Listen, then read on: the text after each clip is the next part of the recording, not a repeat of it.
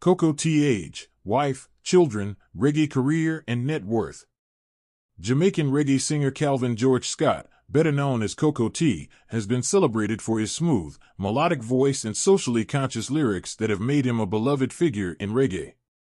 Born on September 3, 1959, in Rocky Point, Clarendon, Jamaica, Cocoa T rose to prominence in the early 1980s with his unique blend of roots reggae, lovers rock, and dancehall.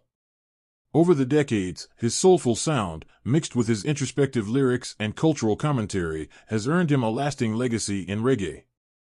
Kindly subscribe to this channel as we delve deeper into his reggae career and net worth.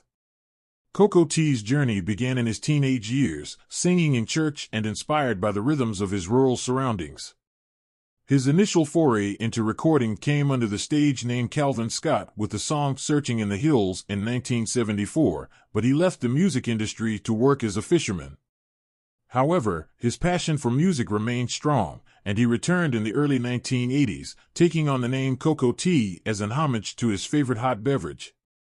His big break came after he moved to Kingston, where he connected with producer Henry Junjo Laws. Together, they created hits like Rocking Dolly, 1984, and I Lost My Sonia, songs that displayed his smooth voice and laid-back style. Throughout the 1980s and 1990s, Cocoa T continued to release a series of well-received albums, including The Marshal, 1986, and Settle Down, 1988, that cemented his position as a reggae star.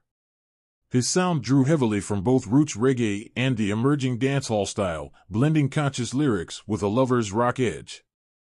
One of his most notable songs, Rikers Island, highlighted his ability to comment on social issues with authenticity, addressing the struggles of Jamaican immigrants in the U.S. penal system. This track and others like it contributed to his reputation as a socially aware artist who used his music to shed light on important issues affecting his community. Cocoa T's adaptability also helped him remain relevant in the reggae world. In the 2000s, he continued to release albums and singles, collaborating with contemporary reggae and dancehall artists. One of his most memorable tracks from this period, Barack Obama, 2008, celebrated the historic election of the first African-American U.S. president, exemplifying his knack for blending social consciousness with current events.